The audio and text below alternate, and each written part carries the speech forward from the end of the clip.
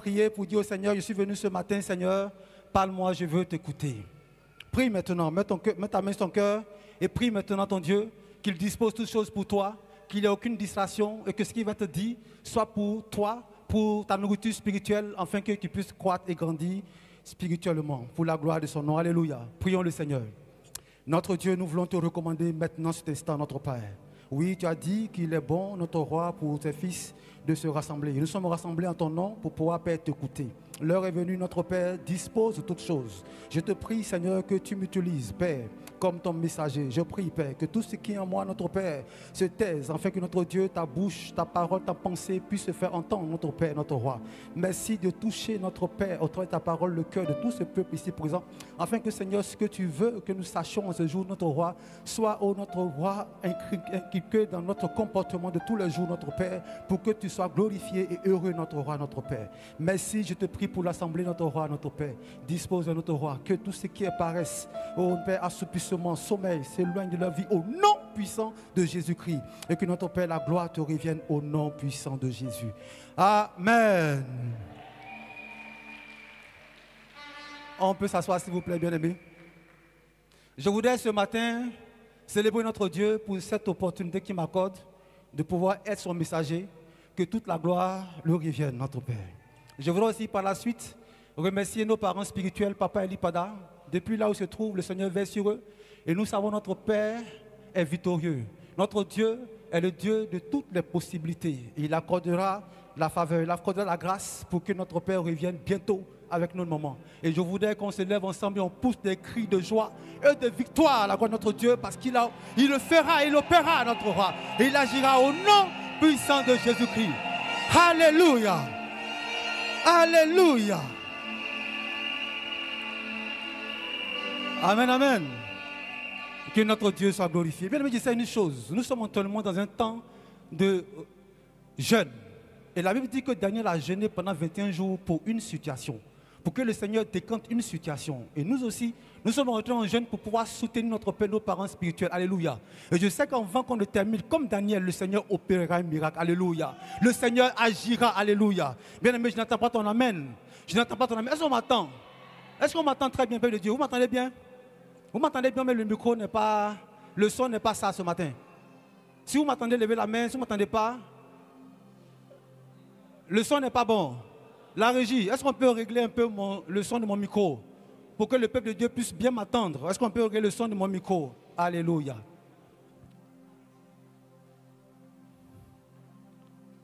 Bien aimé, ce matin, le thème du Seigneur, en ce dimanche 14 avril, s'intitule « Racheté par Jésus-Christ pour gagner des âmes pour la gloire de Dieu ». Racheté par Jésus-Christ pour gagner des âmes à la gloire de Dieu. Est-ce que tu peux le dire à ton frère ce matin? Est-ce que tu peux le dire à ton frère bien-aimé? Dis-le à ton frère, racheté par Jésus-Christ pour gagner des âmes pour la gloire de Dieu. Amen.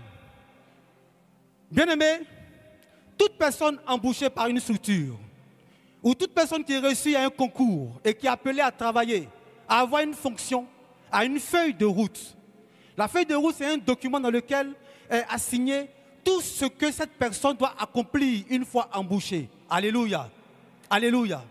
Et il arrive qu'au cours de son travail, de son activité, le patron ou le directeur peut l'appeler, soit pour le féliciter parce que le travail est bien fait, ou soit pour le réprimander parce qu'il n'est pas content du tout du travail qui a été fait. Alléluia. Est-ce que vous me suivez? Est-ce que vous me suivez? Je prends un cas tout simple. Tu es embauché pour enseigner. En tant qu'enseignant, tu dois chaque matin donner le savoir à tes étudiants. Et il arrive, après l'évaluation, aucun n'a validé, aucun n'a eu au moins 10. Tu seras interpellé pour te dire, mais comment tu enseignes? Comment tu procèdes? Comment tu fais pour que tes élèves n'arrivent même pas à avoir 10? Alléluia. Alléluia. Bien aimé, c'est pareil pour nous chrétiens. Nous sommes rachetés par Christ à un grand prix et notre Seigneur est notre patron. Alléluia. Notre Seigneur est notre patron. Et nous travaillons pour le royaume des cieux. Alléluia. Est-ce qu'on m'attend? Est-ce qu'on me suit? Nous travaillons pour le royaume des cieux. Et ce matin, notre Dieu veut nous interpeller sur notre façon de travailler. Il veut nous interpeller sur notre manière de travailler pour son œuvre. Nous avons été rachetés. Nous avons connu la bonne nouvelle. Nous avons connu l'évangile. Et que faisons-nous de cet évangile-là? Alléluia. Que faisons-nous? Alors ce matin, le Seigneur veut nous interpeller. Alors pour bien comprendre cela, nous allons présenter deux personnages, deux personnes dans la Bible qui ont œuvré. Et on va ensemble apprécier si l'œuvre de leurs mains, si leur œuvre était appréciée par le Seigneur. Alléluia. Et à la fin, on va nous-mêmes également se juger. Est-ce que je suis comme ces personnages?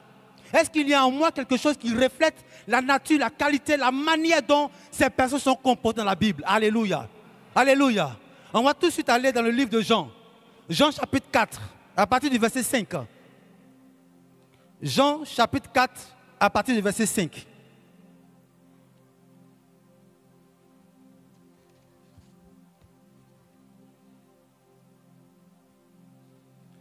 Jean chapitre 4, à partir du verset 5 jusqu'au verset 30. Est-ce qu'on peut donner le micro à la sœur Angèle pour lire ce texte? On peut se tenir debout, frère aimé? Est-ce qu'on peut se tenir debout, frères et sœurs? Quand nous lisons la parole du Seigneur, celui qui lit, nous répondons tous, parle Seigneur, nous t'écoutons. Alléluia. Je lis la parole du Seigneur avec considération et respect. Est-ce que tu peux répondre encore, s'il te plaît? On n'a pas bien entendu. Je lis la parole du Seigneur avec considération et respect. Parle Seigneur, nous t'écoutons. Jean chapitre 4 à partir du verset 5. Il arriva dans une ville de Samarie nommée Sichar, près du champ que Jacob avait donné à Joseph son fils. Là se trouvait le puits de Jacob. Jésus, fatigué du voyage, était assis au bord du puits. C'était environ la 6e heure. Une femme de Samarie vint puiser de l'eau. Jésus lui dit, « Donne-moi à boire. » Car ses disciples étaient allés à la ville pour acheter des vivres. La femme samaritaine lui dit, « Comment toi, qui es juif, me demandes-tu à boire, à moi qui suis une femme samaritaine? » Les Juifs, en effet, n'ont pas de relation avec les Samaritains. Jésus lui répondit, « Si tu connaissais le don de Dieu et qui est celui qui te dit, donne-moi à boire, tu lui aurais toi-même demandé à boire et il t'aurait donné de l'eau vive. » Seigneur, lui dit la femme, tu n'as rien pour puiser et le puits est profond. D'où aurais-tu donc cette eau vive? Es-tu plus grand que notre père Jacob qui nous a donné ce puits et qui en a bu lui-même, ainsi que ses fils et ses troupeaux? Jésus lui répondit, quiconque boit de cette eau aura encore soif. Mais celui qui boira de l'eau que je lui donnerai n'aura jamais soif, et l'eau que je lui donnerai deviendra en lui une source d'eau qui jaillira jusque dans la vie éternelle. La femme lui dit, Seigneur, donne-moi cette eau, afin que je n'ai plus soif et que je ne vienne plus puiser ici. Va, lui dit Jésus, appelle ton mari et viens ici. La femme répondit, je n'ai point de mari. Jésus lui dit, tu as eu raison de dire, je n'ai point de mari, car tu as eu 5 maris, et celui que tu as maintenant n'est pas ton mari. En cela, tu as dit vrai. Seigneur, lui dit la femme, je vois que tu es prophète. Nos pères ont adoré sur cette montagne, et vous dites-vous que le lieu où il faut adorer est à Jérusalem. Femme, lui dit Jésus, crois-moi, l'heure vient où ce ne sera ni sur cette montagne, ni à Jérusalem que vous adorerez le Père. Vous adorez ce que vous ne connaissez pas. Nous, nous adorons ce que nous connaissons, car le salut vient des Juifs. Mais l'heure vient, et elle est déjà là. Mais l'heure vient, et elle est déjà venue, où les vrais adorateurs adoreront le Père en esprit et en vérité. Car ce sont là les adorateurs que le Père demande. Dieu est esprit, et il faut que ceux qui l'adorent, l'adorent en esprit et en vérité. La femme lui dit, je sais que le Messie doit venir, celui qu'on appelle Christ. Quand il sera venu, il nous annoncera toutes choses. Jésus lui dit, je le suis, moi qui te parle. Là-dessus, arrivèrent ses disciples qui furent étonnés de ce qu'il parlait avec une femme. Toutefois, aucun ne dit, que demandes-tu? Toutefois, aucun ne dit, que demandes-tu? Ou de quoi parles-tu avec elle? Alors la femme, ayant laissé sa cruche, s'en alla dans la ville et dit aux gens, venez voir un homme qui m'a dit tout ce que j'ai fait. Ne serait-ce point le Christ? Il sortit de la ville et il vint vers lui. Parole Amen. du Seigneur. Amen. Est-ce qu'on peut s'asseoir, bien-aimés? Frères, voici le test que le Seigneur nous présente ce matin. Et dans ce test, il s'agit d'une femme, la femme samaritaine. Cette femme était païenne. Elle ne connaissait pas Jésus. Alléluia. Et ce texte était écrit par Jean. Jean qui était un disciple de Jésus-Christ. Celui-là même d'ailleurs que Jésus aimait le plus, qui a passé tout son temps à suivre Jésus. Donc il était bien placé pour nous raconter cette histoire. Il était bien placé pour nous dire ce qui s'est passé entre Jésus et la femme samaritaine. Alléluia. Alléluia. La Bible dit que Jésus a marché, lui et ses disciples, et il est arrivé à un endroit. Il était fatigué, il était vers midi. Il était fatigué. Et ses disciples n'étaient pas là. Et une femme dont la Bible ne donne pas son identité, la Bible ne nous donne pas son nom, mais la qualifie par rapport à la région dans laquelle elle vient. On dit la femme samaritaine. Elle s'approche et elle veut puiser de l'eau. Et avant qu'elle ne puise, le Seigneur l'interpelle pour lui dire « Donne-moi à boire ». Bien aimé, on se rend compte que le Seigneur a entrepris un échange, une discussion. Amen. Il a entrepris une causerie, mais il avait un objectif. L'objectif c'est quoi? C'est de gagner le cœur de cette dame à Dieu. Alléluia. C'est d'annoncer l'évangile à cette dame. Alléluia. C'est d'annoncer la parole de Dieu pour que cette dame sache que notre Père, notre Dieu, l'aime et qu'elle n'a pas besoin de toutes choses. Il suffit juste qu'elle accepte la parole de Dieu et elle aussi, elle sera sauvée. Alléluia. La conversation de la femme samaritaine et comment cette dernière a été convertie nous a été rapportée par Jean. On se rend bien compte que depuis le début de l'entame de la discussion, la dame ne connaissait pas Jésus. Alléluia. Il n'y avait personne pour lui présenter Jésus. Elle savait une seule chose, que le Messie viendrait. Amen. Elle savait que le Messie viendrait et ce Messie-là allait sauver l'humanité. Mais elle n'avait pas encore vu Jésus-Christ. Amen. Amen. Et comme toute bonne femme, chaque matin, elle se lève et elle part au puits pour y prendre de l'eau. Parce que c'est source vitale. Elle en a besoin pour la cuisine, elle en a besoin pour boire. Et elle part au puits et elle rencontre un homme. Elle rencontre un homme. Pour elle, c'est un homme ordinaire. Elle a l'habitude de voir des hommes. Chaque jour qu'elle vient, il y a des gens qui se présentent au puits pour s'abreuver. Parmi ces personnes, il y a des bergers qui viennent abreuver leurs troupeaux et eux-mêmes des voyageurs qui s'abreuvent et puis qui s'en vont. Donc elle trouve Jésus et ça ne lui dit rien du tout. Cela se remarque par ses émotions. Elle n'est pas ébahie, elle n'est pas étonnée, elle n'est pas stupéfaite.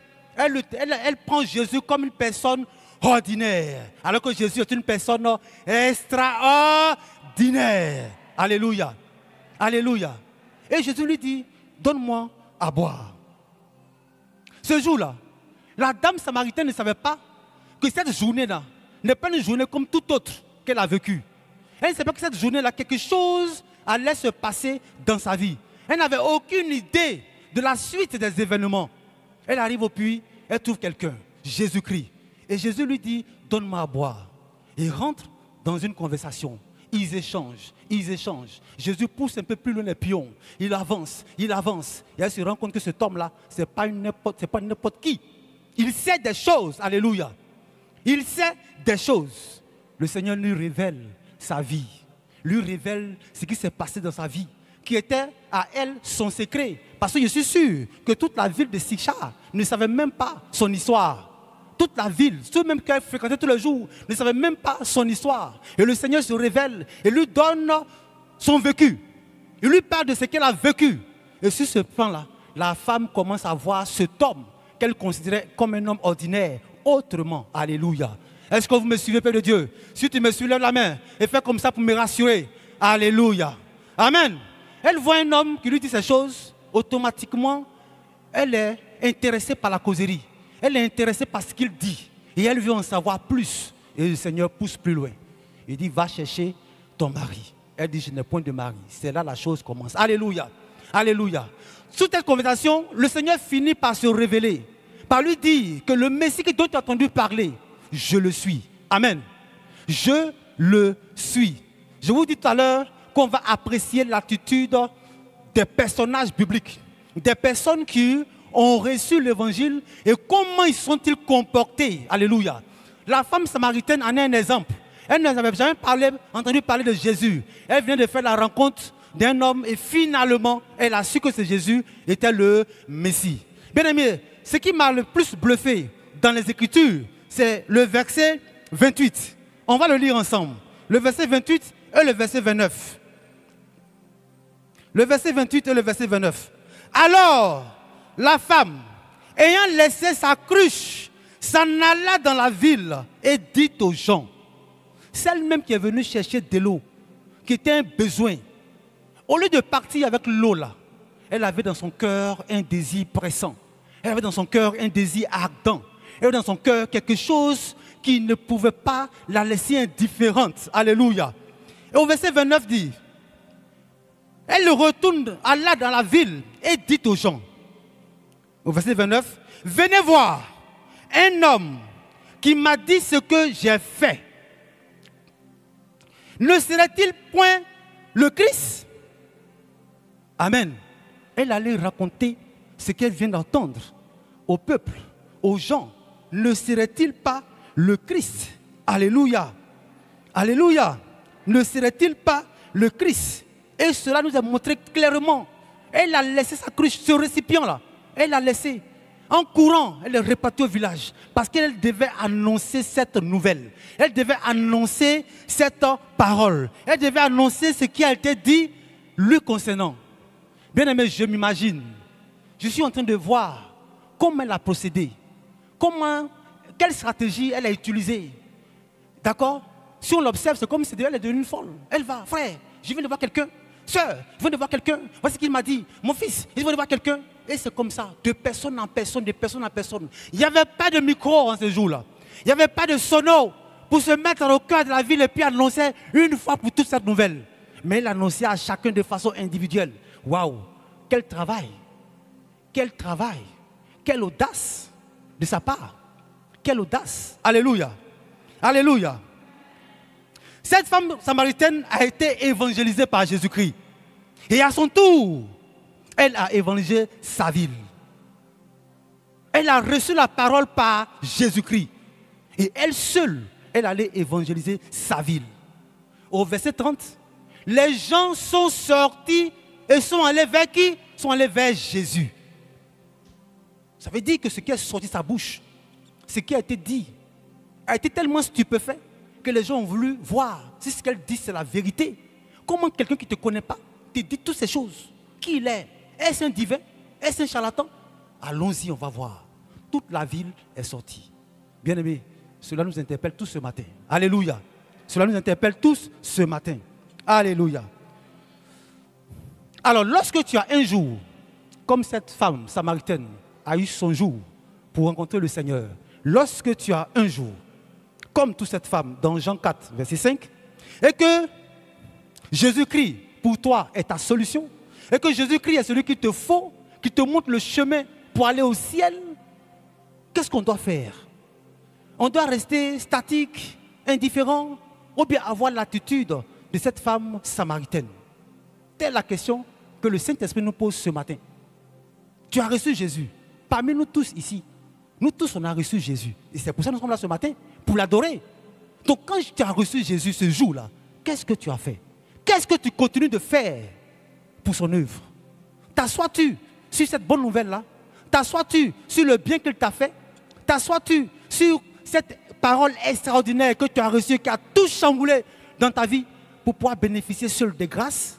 Ou bien tu dois avoir l'attitude que cette femme samaritaine a eue? Alléluia. Alléluia.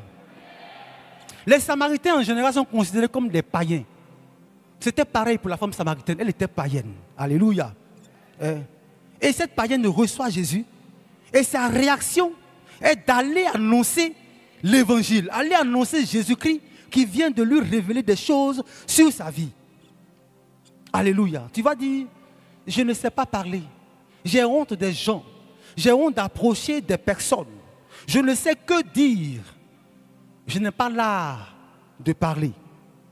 Pourtant, parmi nous tous, il y a des catégories de personnes. Il y a des élèves, il y a des travailleurs, il y a des commerçants, il y a des hommes du métier, des femmes du métier. Ça veut dire que nous tous, on va chaque jour à un endroit. On va quelque part, on se déplace.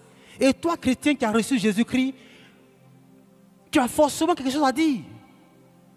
Moi, de mon côté, quand je dois enseigner mes étudiants, je commence toujours par la prise de contact de prêcher l'évangile. Et comment je procède? Jésus-Christ aussi également avait une stratégie. Il nous a donné une stratégie. Il a abordé la femme en disant, donne-moi à boire. Et automatiquement, la conversation s'est déclenchée. Et dans la causerie, il a commencé à annoncer ce qu'il voulait annoncer. Et la femme a su. Donc, avant d'enseigner, je présente toujours mon histoire à mes étudiants. En disant quoi? Parce que moi, quand j'étais étudiant, je désirais réussir. C'était la seule chose qui me préoccupait. Et le Seigneur, sans cela, a permis que cette situation, ce côté-là, soit profitable pour lui. Et quand je suis arrivé à l'université, précisément en licence, j'avais des difficultés à avancer. Là, je vous rends mon témoignage, bien aimé. Ce qui m'a poussé à accepter Jésus-Christ et ce qui est mon évangile que j'apporte à mes étudiants, à les jeunes que je croise, avec qui je peux échanger. Donc, arrivé en licence, j'avais des difficultés à valider mes UE, c'est-à-dire unités d'enseignement. Il ne me restait que 2 pour l'année en supérieure. Et bien, tenez-vous bien, j'ai refait 3 fois la même classe à cause de ces 2 unités d'enseignement. Donc, avant de refaire la 3e fois, ce jour-là, on avait affiché les résultats et j'avais échoué lamentablement. Je n'avais pas validé. Comme on le dit, j'ai tapé poteau. Et tout triste, malheureux. Je viens à la maison avec un visage abattu. Et mon oncle me dit, mais Eric, tu as quoi? Et puis tu es comme ça. Je dis, ah, tonton, je viens encore d'échouer à ma composition. Je n'ai pas pu valider encore les 2 yeux là. Je suis recalé pour l'année prochaine. Alors que je me connais, frère, je suis intelligent. Je peux le dire. Mes moyennes, mes bulletins le témoignent. Mais comment se fait-il que là, je n'arrive pas? À ma première année de licence, quand j'ai échoué, j'ai voulu moi-même trouver mon chemin pour pouvoir valider. Pendant les vacances, j'ai fait mes fiches de révision. Je les ai tous calés. J'ai révisé. Mais je suis allé encore, j'ai échoué. Donc mon oncle me dit, mais il y a quoi? Je dis non, je viens d'échouer. Et vraiment, je ne sais pas quoi faire. Pourtant, je ne suis pas nul. Pourtant, je ne suis pas bête. Si je suis arrivé en université, ça veut dire que j'ai du potentiel. Mais pourquoi arriver là, je n'arrive pas à décoller? Je ne comprends pas. C'est là mon oncle va me dire, c'est vrai, tu es catholique, tu vas à l'église. Mais, et lui, il était évangélique. Hein. Il dit, mais, et puis chaque dimanche, il ne me forçait pas. On se sépare les matins. Lui, il va à l'église, moi, je vais chez moi. Et puis, on se retrouve à la maison. Il me dit, mais, tu peux essayer pour moi aussi. Tu peux essayer. Il y a un endroit où on fait une retraite spirituelle. Va et puis présente ta situation au Seigneur. On verra, on ne sait jamais. Je dis, ah, mais j'ai tout essayé, je n'ai pas pu. Qu'est-ce qu'il reste? C'est la seule solution qu'on m'offre. Je l'ai saisi. Il dit, mon oncle, il n'y a pas de problème, on y va quand? Il dit, bon, on rentre mercredi. Non, on rentre dimanche soir. Et puis on sort mercredi. Il dit, il n'y a pas de problème. Il dit, mais on a un jeûne, hein? Il dit, on a un jeûne. Il dit, combien de jours? Il dit, 3 jours, à sec. On boit que de l'eau. Il dit, c'est pas grave. Moi, je n'ai jamais fait jeûne 3 jours. Hein. Si il y a trop fait, c'est 1 jour et demi. C'est demi-journée même d'ailleurs. Je n'ai jamais fait une journée. Il dit 3 jours. Je dis, c'est pas grave. Je cherchais la solution, bien aimé. Je cherchais la solution. Et je suis allé à ce camp de prière. J'arrive, on rentre. Dès que j'ai mis les pieds dans le temple, frère, je me sentais léger. Je me sentais joyeux. Comme si ce dont je suis venu chercher, je l'ai déjà obtenu. On a commencé le premier jour. On a commencé le 2e jour. Moi qui n'aime pas faire 2 jours, je suis dans 2 jours. Et puis je suis encore, comme on le dit dans le jargon, Dieu. Entends, je suis allé avec une tante. Non, elle traînait à terre comme ça. Moi-même, je la fortifie. Toti, prends courage. Il reste qu'un seul jour. On est dedans. La nuit, on se lève, on prie. On présente nos situations au Seigneur. On prie, on prie, on prie, on prie. Et je sors du camp. Frère, le dimanche, on ne m'a pas dit, va à l'église évangélique. Moi-même, j'ai cherché le chemin. Je ne suis pas allé chez mon oncle. Hein. Je suis allé ailleurs. Il y a une autre église évangélique. Et puis, j'ai commencé à prier. J'ai commencé à suivre le programme. J'ai commencé à m'impliquer, à m'intéresser, à participer aux activités de l'église. J'étais connu à l'église. Moi qui n'ai même pas fait encore 1 an. J'étais connu à l'église. Et c'est comme ça, cette ferveur-là, je l'ai gardée. L'année, on dit la rentrée est arrivée. J'étais contraire, pressé d'aller. Parce que je sais que cette fois-ci-là, ça va marcher. Alléluia. Alléluia. On est parti. C'est depuis cet instant, je n'ai jamais connu reprendre une année. Le Seigneur planifiait toutes choses. Parce qu'il m'a montré une nouvelle manière de voir les choses. Avant de commencer l'année, faut d'abord prier. Seigneur, je te confie mon année. Seigneur, prends soin de ce que je vais écouter. Donne-moi l'intelligence pour que je sois bon à l'examen. C'était ça ma prière avant de commencer l'année. Alléluia. Ce témoignage, jeune, c'est pour t'édifier. Jeune, c'est pour t'encourager, pour te dire, le simple fait que tu sois chrétien, c'est une bonne chose. Parce que là, il y a toute la solution que tu recherches. Elle est là. Saisis-la. Saisis-la. Et avance avec Christ dans tes études. Avance avec Christ dans ce que tu fais. Parce qu'il ne t'abandonnera jamais. Alléluia. Alléluia. Donc c'était ça mon évangile. J'ai annoncé à mes étudiants, pour pouvoir réussir, il faut attraper Jésus. Parce que c'est lui qui m'a dit d'être docteur. Et puis je t'enseigne. Toi aussi demain, tiens Jésus pour enseigner mon enfant. Donc je te présente ce que Dieu a fait pour moi. Cette femme samaritaine est allée présenter aux gens ce que Dieu a fait pour elle. Est-ce qu'on se comprend? Est-ce qu'on se comprend? Parce que quand tu viens et tu dis, frère, Jésus t'aime, il trouve ça abstrait. Il a trop entendu ça. Ça ne fait pas d'effet. Mais qu'est-ce que tu vas lui dire pour qu'il soit capté? Qu'est-ce que tu vas lui dire pour qu'il comprenne que ce que tu dis, ça l'intéresse? Il faut que tu donnes ton évangile. Alléluia.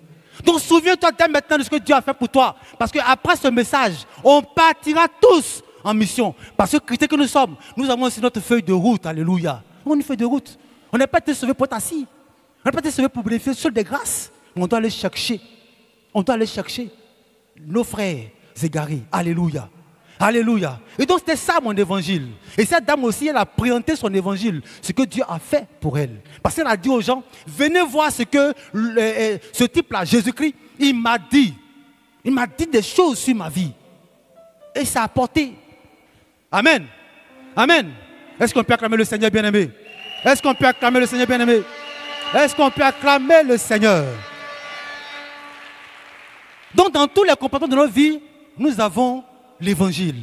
Nous avons notre jour où nous avons rencontré le Seigneur, quelque chose de pointu, de poignant à annoncer. Amen.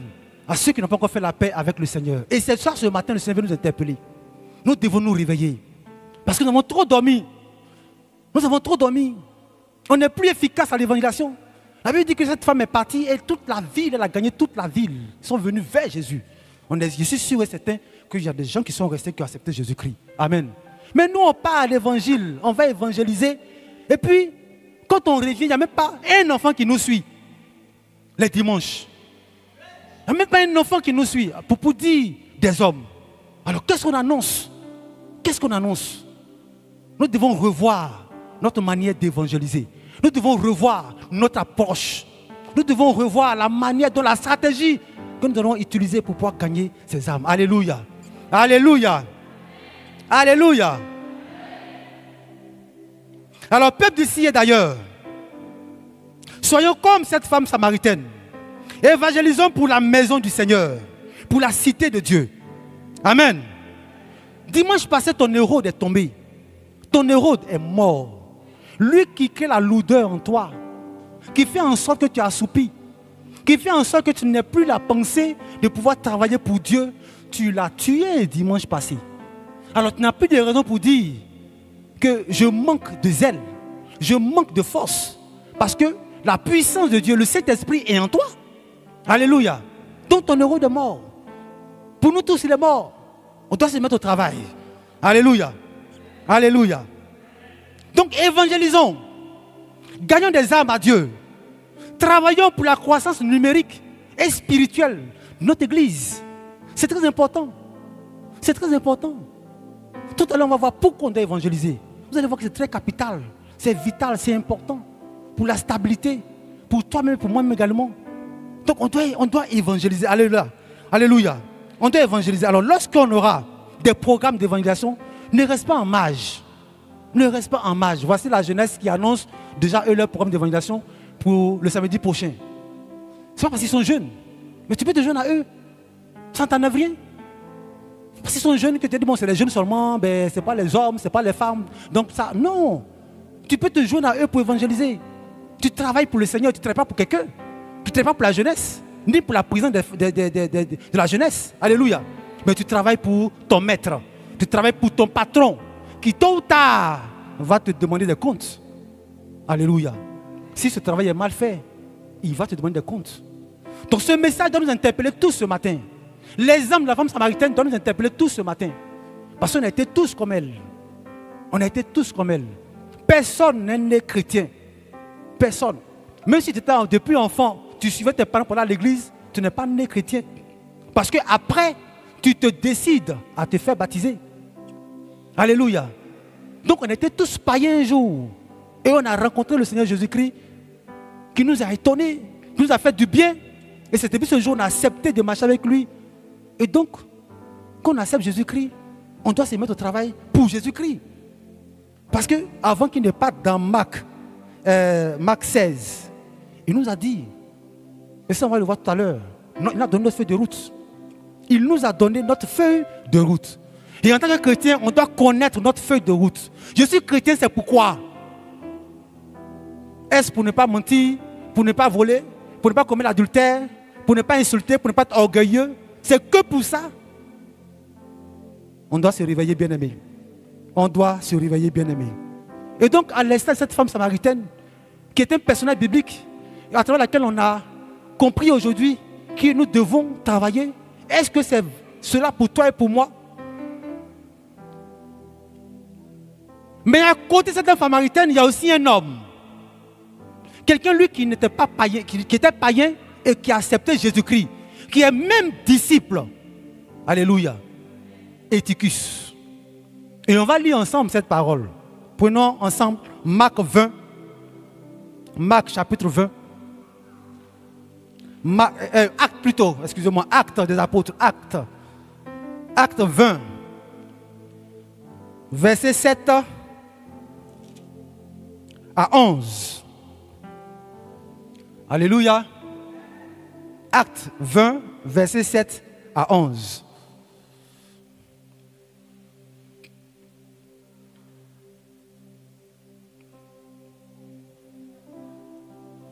C'est bon, nous y sommes?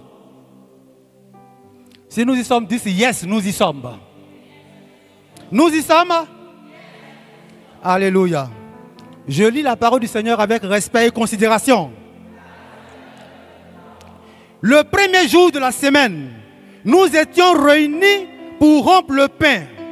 Paul, qui devait partir le lendemain, s'entretenait avec les disciples et il prolongea son discours jusqu'à minuit. On peut s'asseoir, bien-aimé, on peut s'asseoir. Soyez bénis, vous qui êtes levés. Jusqu'à minuit, il y avait beaucoup de lampes dans la chambre haute. Et nous étions assemblés. Or, un jeune homme nommé Eutychus, qui était assis sur la fenêtre, s'endormit profondément pendant le long discours de Paul.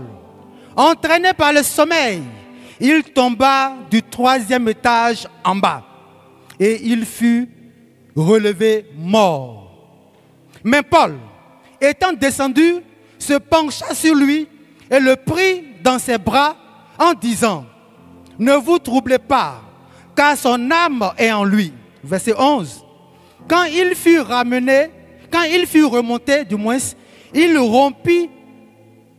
Oui, excusez-moi, je reprends. Mais Paul, étant descendu, se pencha sur lui, le prit dans ses bras en disant: ne vous troublez pas, car son âme est en lui. Quand il fut remonté, il rompit le pain et mangea, et il parla longtemps, encore jusqu'au jour, après quoi il partit. Verset 12. Le jeune homme fut ramené vivant et ce fut le sujet d'une grande consolation. Alléluia. Voici l'attitude d'Eutychus. Quelqu'un dont la Bible nous dit qu'il faisait partie des disciples. Il s'est mis ensemble avec les autres pour aller écouter Paul. Paul l'infatigable. Alléluia. Alléluia. Voici quelqu'un dont l'attitude dans la présence de Dieu est désolante. Il n'est pas païen. Il a connu le Seigneur Jésus-Christ. Il a pris lui-même la résolution de marcher avec lui. Et il faisait partie des disciples à l'époque. Et Paul, qui allait de contrée en contrée, de ville en ville, pour annoncer la bonne nouvelle, devait s'entretenir avec les disciples. Bien-aimés, Paul devait, ce jour-là, montrer des stratégies, des techniques, les manières d'opérer afin de gagner plusieurs âmes. Donc il les a appelés pour échanger, pour les fortifier, pour les encourager, pour les exhorter. Alléluia. Mais Eutychus, lui, au lieu de bien s'asseoir, c'est à la fenêtre.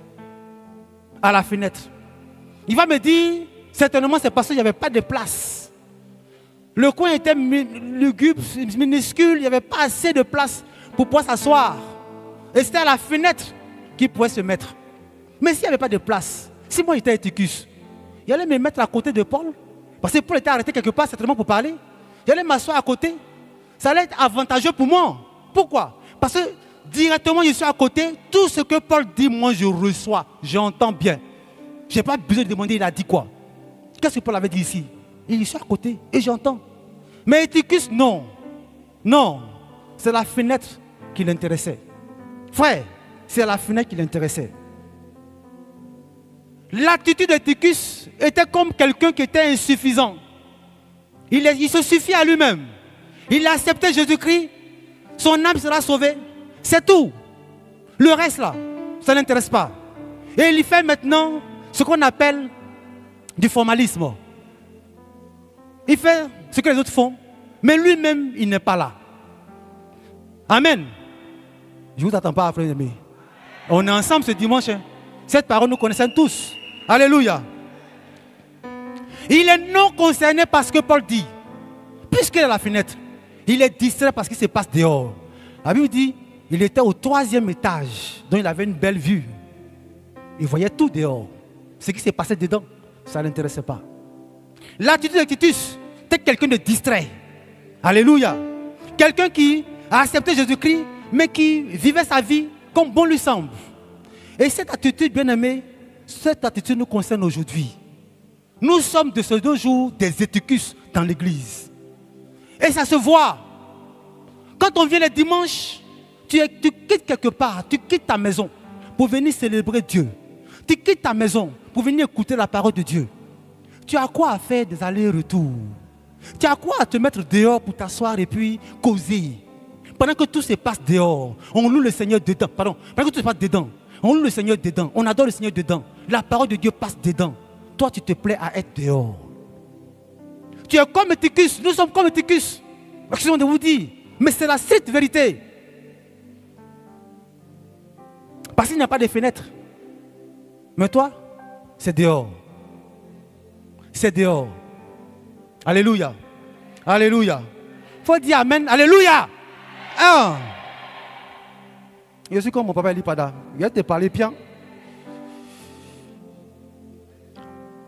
Donc, étant la fenêtre intéressée parce que ce qui se passe dehors, il a commencé à prendre goût, à s'intéresser. Et la Bible dit, au fur et à mesure, il a commencé à avoir sommeil. Sommeil. Il n'est pas bien assis. Il a sommeil. Ce sommeil-là, ça symbolise la mort spirituelle. Ce sommeil-là, ça symbolise la mort spirituelle. Et finalement, le sommeil l'a emporté, il est tombé, il est mort. Il a aussi eu la mort physique. Alléluia. Il est mort 2 fois. Il est mort 2 fois. Cela présente les conséquences. Les conséquences. Quand on est distrait par le monde, quand on est distrait par les choses vaines qui se déroulent, et dont on prend plaisir, le Facebook, le portable, on est préoccupé par ça, que de prendre ce temps-là pour dire bonjour à ton frère qui est à côté, ton voisin du quartier, pour pouvoir causer un peu de Jésus-Christ avec lui. Nous devons nous revoir, bien-aimés. Nous devons nous revoir, bien-aimés. Nombreux sommes-nous à avoir de telles attitudes. J'ai accepté Jésus-Christ, mon âme est sauvée. Et puis voilà, c'est tout. C'est l'essentiel. Non, il y a encore à faire. Il y a encore à faire. Alléluia. Il y a encore à faire. Et donc, c'est pendant les stratégies, les techniques que Paul donnait, les outils nécessaires que Paul donnait, délivrait par son message à ses disciples, Eutychus n'était pas concerné. Amen. Il n'était pas concerné. Il était plutôt à la fenêtre. À la fenêtre. À la fenêtre. Est-ce là une bonne attitude? Est-ce là une manière de nous comporter en tant que chrétiens? En tant que des personnes qui ont accepté Jésus-Christ et qui doivent marcher selon sa parole, vivre selon sa parole, se conformer à sa parole pour gagner des âmes à Dieu? Est-ce là l'attitude à avoir? Chacun à la fin de ce culte, de ce message, va répondre. Va répondre. Amen. L'une des méthodes efficaces pour gagner des âmes à Dieu, c'est ta propre vie. C'est ta vie. Comment tu vis? Parce que quand tu viens le dimanche, tu passes que juste une journée pour certains, sinon une demi-journée pour d'autres, et puis après tu rentres chez toi. Tous les autres jours qui restent, c'est pour toi. Tu marches, tu parles, tu te comportes comme tu veux. Alléluia. Comme tu veux. Donc, si tu te comportes bien, selon ce qui est écrit par la parole de Dieu, que tu mets en pratique, ne serait-ce qu'on ait un bon comportement, frère, c'est important. Ton comportement déjà te qualifie. Moi, je me souviens, il y a des parents qui disent, hé, papitou, ne marche pas avec celui-là. Marche plutôt avec le fils du chrétien là. Marche avec l'enfant qui va à l'église là. Marche avec lui. Pourquoi ce choix? Parce que l'homme du dehors va t'entraîner les choses du dehors. Mais le chrétien va t'amener à avoir un comportement responsable. Donc ta vie même témoigne déjà de qui tu es et amène les gens à s'approcher de toi, à venir te consulter, prendre conseil auprès de toi par rapport à une situation qu'ils vivent. Ils voient que chez toi c'est différent. Tu as la paix chez toi, tu es heureux, tu vis paisiblement, malgré que tu n'as pas de millions, mais tu es tranquille. Alors que ce dernier, lui, souffre.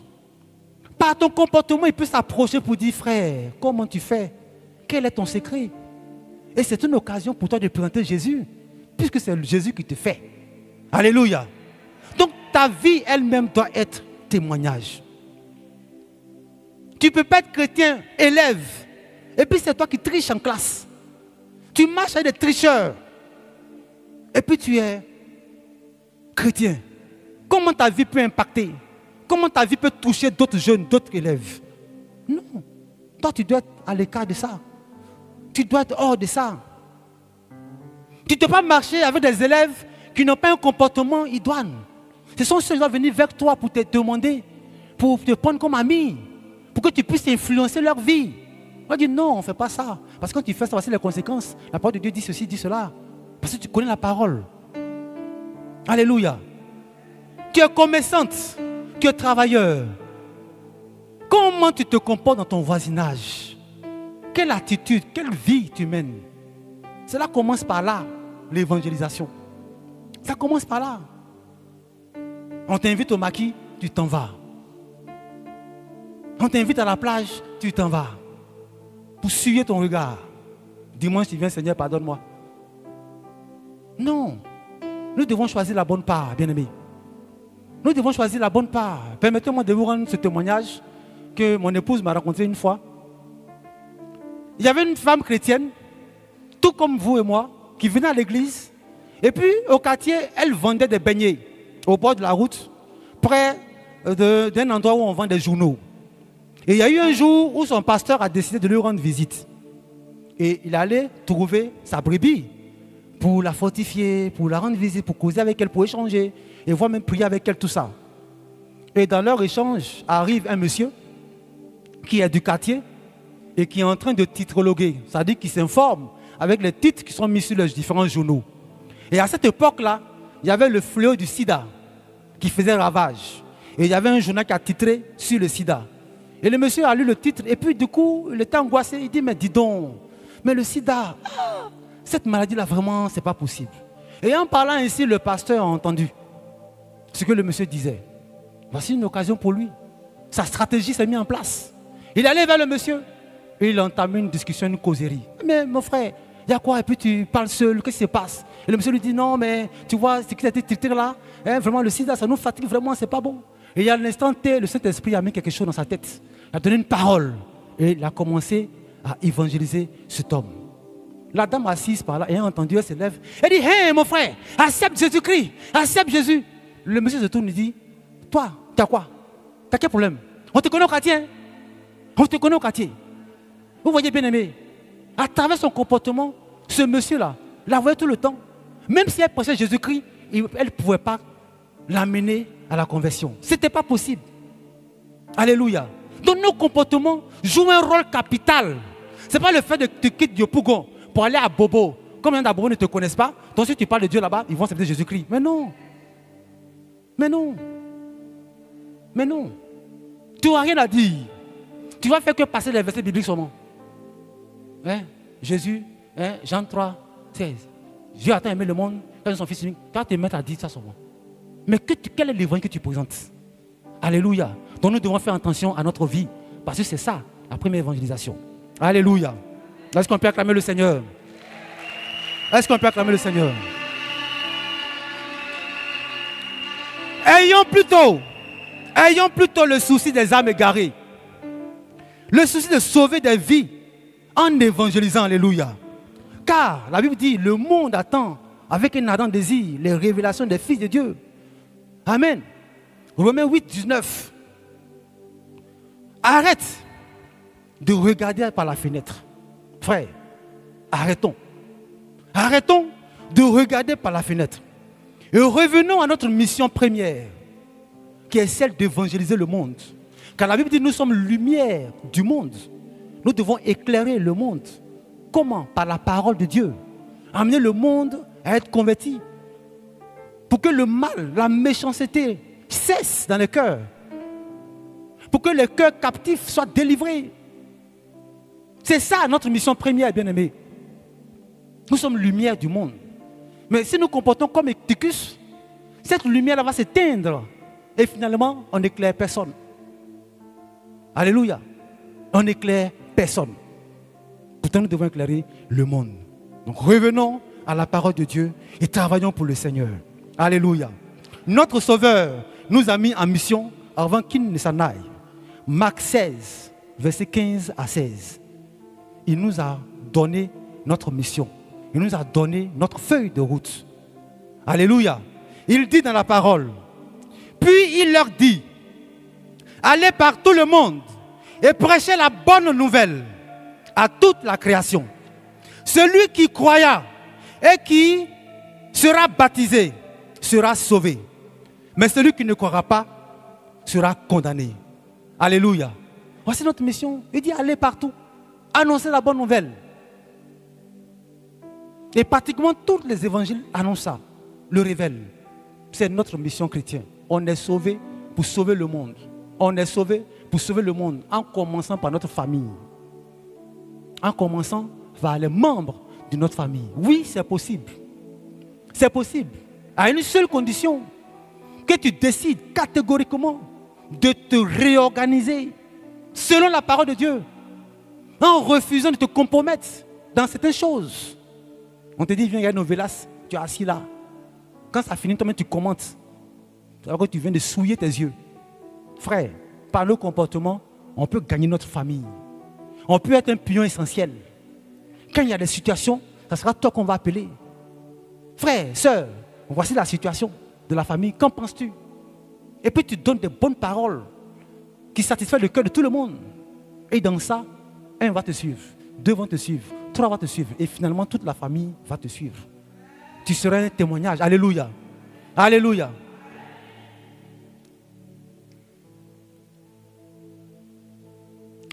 Ce passage que nous venons de lire dans Marc 16, verset 15, ne s'adresse pas seulement aux hommes de Dieu, que ce soit les pasteurs, les évangéliques, les disciples, les appelés. Non. Non. Ça n'a pas été précisé dans la parole qu'on vient de lire. Il n'y a aucun pasteur qui n'a été cité. C'est nous tous, bien-aimés. C'est nous tous, enfants de Dieu. C'est à nous qui s'adresse cette parole. Allez partout. Allons-y partout.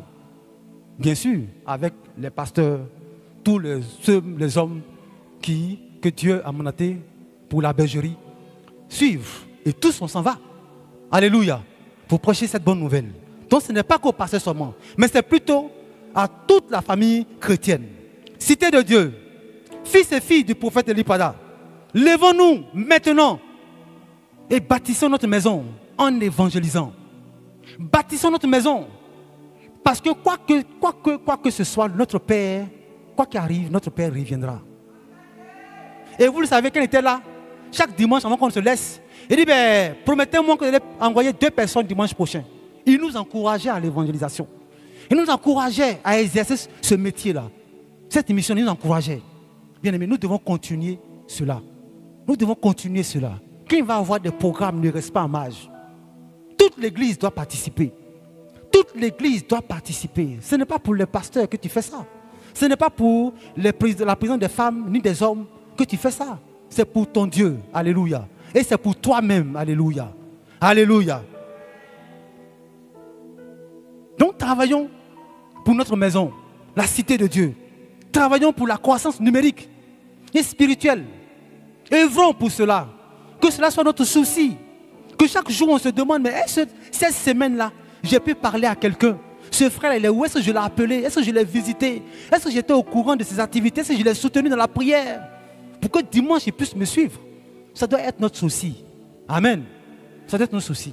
Imaginons que si cette parole vraiment a eu effet dans votre cœur, et le nombre que nous sommes, le dimanche prochain, chacun vient avec ne serait-ce qu'une personne. Il n'aura pas la place ici. Et le cœur de Dieu sera content. Et toi, tu seras aussi content. Parce que tu es en paix avec toi-même.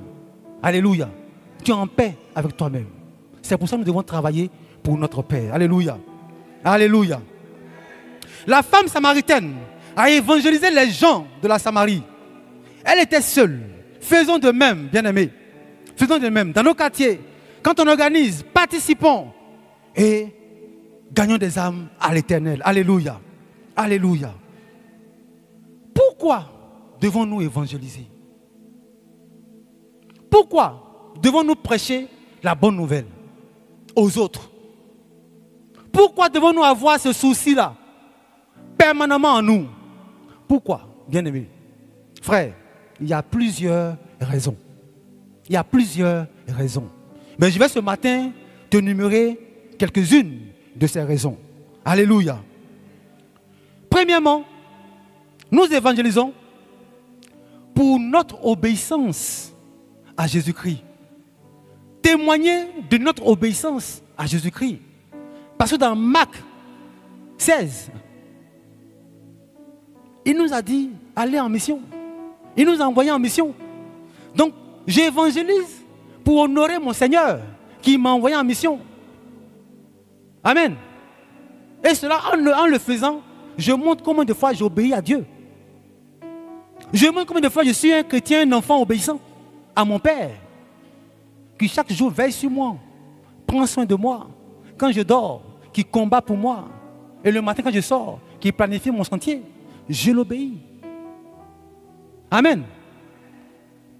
Et cela, on le voit dans Jean 20 au verset 11.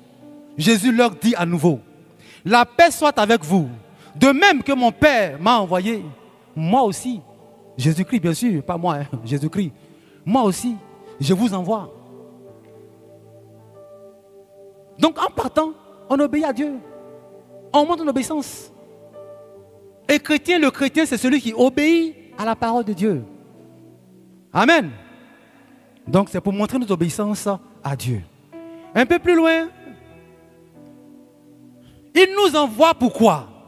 Il nous envoie pour annoncer cette parole. Marc 16, verset 15, comme vient de dire tout à l'heure. Allez dans tout le monde entier et proclamez la bonne nouvelle. C'est pour ça qu'il nous envoie. Alléluia. C'est pour ça qu'il nous envoie. Et faites des nations des disciples. Cela est dans Matthieu 28, 19 à 20. Faites des nations des disciples. Cela est important. Nous évangélisons pour montrer notre obéissance à Dieu. Deuxièmement, on évangélise. Pourquoi? Parce que c'est la mission du chrétien. C'est son credo. C'est ce que le chrétien sait faire de mieux. Il n'y a rien d'autre. Quand tu lis la parole du Seigneur, il n'y a rien d'autre. C'est de proclamer la bonne nouvelle. Donc c'est ma mission. Amen. C'est ma mission. Luc 4, 18 à 19. L'Esprit du Seigneur est sur moi parce que le Seigneur m'a consacré par l'onction.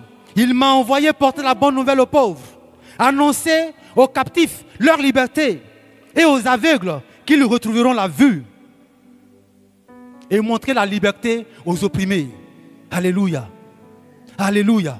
C'est ma mission. Ce que je dois annoncer au peuple, annoncer aux gens, ceux qui sont fatigués, qui sont sous le poids de la maladie, Jésus sauve. Ceux qui ne savent pas comment s'orienter, Jésus est le meilleur chemin. C'est ma mission. Nous ne devons pas faillir. Nous ne devons pas en aucun cas faillir à cette mission. Frères, sœurs, en aucun cas. Paul dit, je n'accorde du prix à ma vie, pourvu que j'achève ma course et le ministère que j'ai reçu du Seigneur rend témoignage de l'évangile. Il n'accorde du prix à sa vie. Il ne fait que ça. Il rend témoignage de l'évangile. Et lui, il est disciple. Nous aussi, nous sommes d'emblée des disciples. Amen. Ce n'est pas un titre pour d'autres personnes. Et puis toi, tu n'es pas concerné. Tu es dedans. Tu es disciple. Pourquoi je dois évangéliser? Je évangélise parce que les hommes doivent être sauvés. Les hommes doivent être sauvés. Dieu veut que tous les hommes soient sauvés. Et seule la foi en Jésus-Christ sauve. Il faut leur présenter Jésus s'ils doivent être sauvés. Il faut leur présenter Jésus. Dans Jean 3,16, nous tous, on a récité ce verset. On a récité ce verset. Pourquoi? Parce que cela témoigne de l'amour de Dieu pour l'humanité. Cela témoigne de la grâce que Dieu a fait à l'humanité. L'humanité qui était condamnée à la mort éternelle. Mais il a donné son Fils pour que quiconque croit en lui ne périsse point, mais qu'il ait la vie éternelle. Donc je pars en mission pour ça. Annoncer l'évangile pour que le monde soit sauvé. Amen. Pour que le monde soit gagné à Dieu. Pourquoi je dois évangéliser? Mais je dois évangéliser pour contribuer dans ma nation au réveil spirituel. C'est important. Je dois contribuer au réveil spirituel. Quand j'évangélise, parce que je touche des cœurs que j'envoie à l'Éternel. Et l'Éternel maintenant les nourrit, il les entretient. Et ils deviennent comme moi. Ils se joignent à moi et on devient nombreux. Et on va encore évangéliser. Alléluia. Pour contribuer au réveil spirituel de ma nation. Je dois aussi évangéliser pour que mes sœurs se marient. Pour que mes frères se marient. Alléluia. Parce que quand je vais dire à une sœur, le Seigneur a besoin de toi et qu'elle vient, on ne sait jamais. Ça peut être la côte d'un frère depuis là qui attend ça. Amen. Quand un homme arrive, c'est certainement la côte d'une sœur dans l'assemblée. C'est pour ça que nous devons évangéliser. Je dois aussi évangéliser pour augmenter le nombre des justes.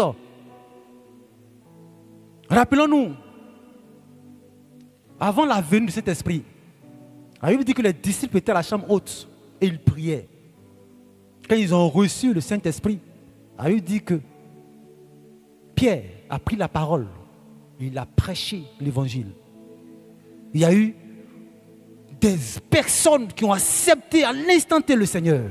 Ça a augmenté l'assemblée des justes. Amen. Alors c'est important pour nous, bien-aimés. Voici ce matin deux personnages. D'un côté, une femme samaritaine qui était païenne, qui a reçu le Seigneur et qui s'est mise seule au travail, qui n'a pas entendu l'instruction de Jésus-Christ, mais qui allait d'elle-même annoncer ce que Jésus a fait pour elle. De l'autre côté, Éticus, cet homme chrétien qui dans l'assemblée de Dieu se comporte autrement, qui ne fait pas ce que Dieu demande. Ce matin, toi qui m'écoutes, quelle est l'attitude de ces deux personnes qui te sied le mieux? Tu préfères lequel? Tu préfères lequel? Alors nous sommes tous interpellés, bien-aimés, ce matin.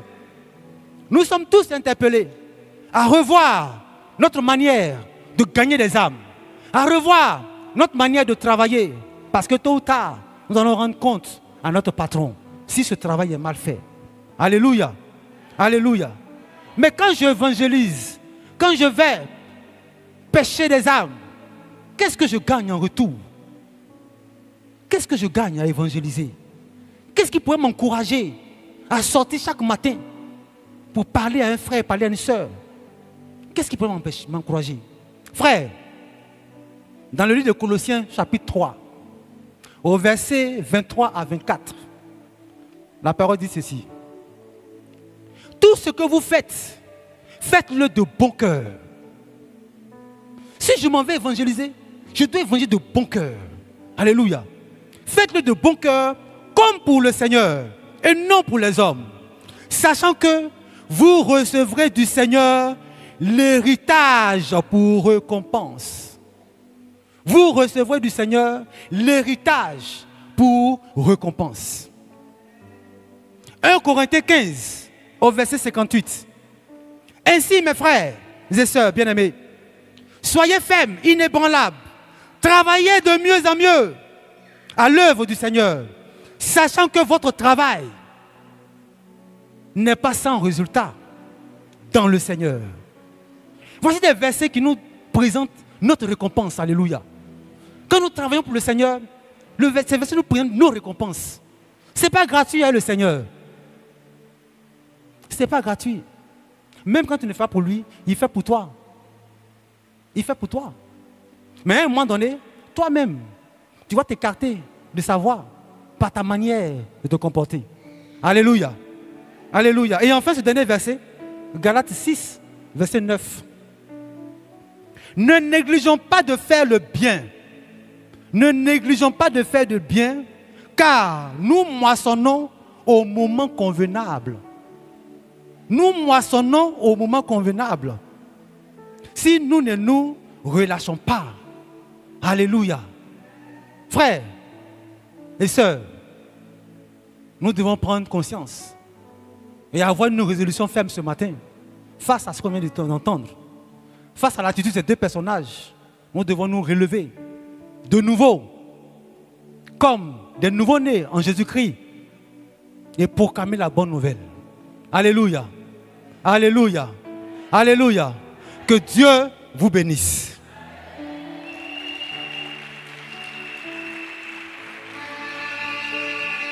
Groupe musical. Le groupe musical peut venir. Frère, tu viens d'entendre cette parole. Je sais que tu n'es pas indifférent. Oui, je peux le sentir. Tu n'es pas indifférent. C'est pourquoi je veux t'inviter maintenant à te tenir debout. Que nous tous, nous nous levons ce matin pour parler à notre Père.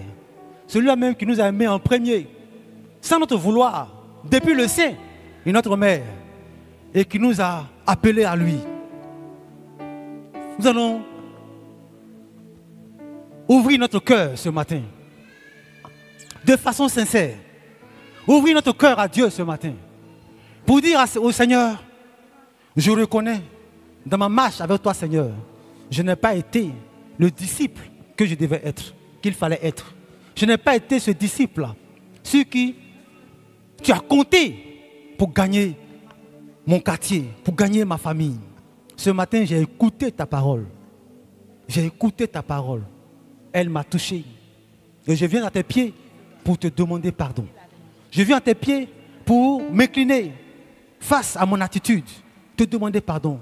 Afin que toi qui relèves, que tu me relèves, que tu m'équipes et que j'aille encore de l'avant avec toi. Frère, nous allons faire ensemble cette prière de repentance. Parce que je sais que notre Dieu est amour. La Bible nous le dit.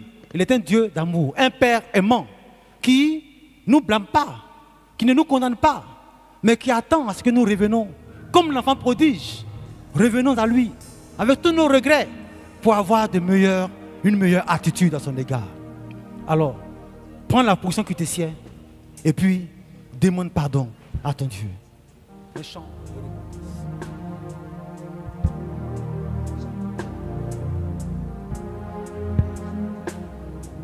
Gloire à Jésus.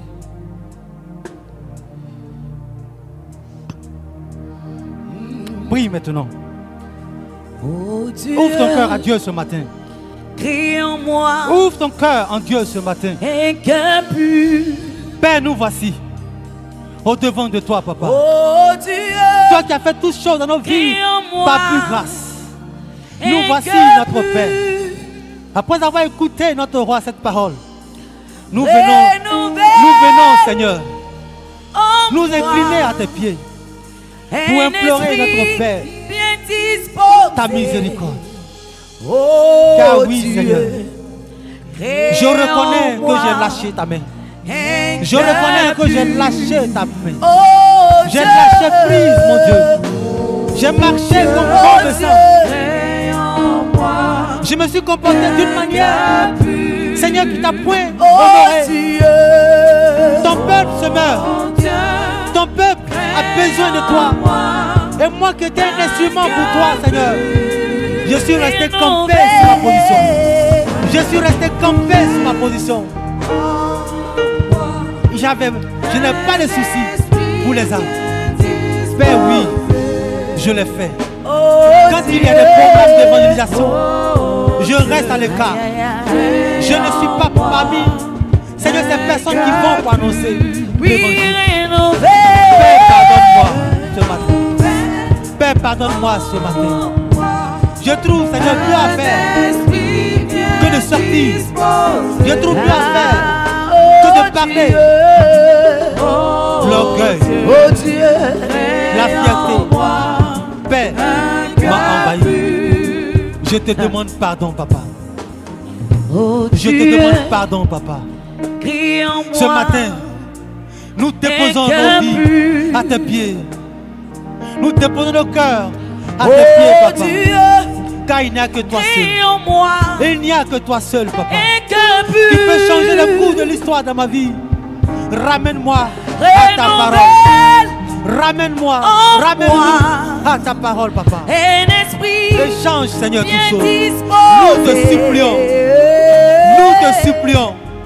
Nous te Oh supplions. Dieu, Interviens dans nos vies. crée en moi Interviens, mon roi. un cœur pur. Interviens, mon Jésus. Oh Dieu, Interviens, mon Père. oh Dieu, Ne permets point que je reste dans cette position. en moi Ne permets point que je tombe dans cette position. oui, Mais aide-moi oh Dieu, à me relever. Prie, bien-aimé. crée en moi Prie ton Dieu ce matin. un cœur Prie ton Dieu ce matin.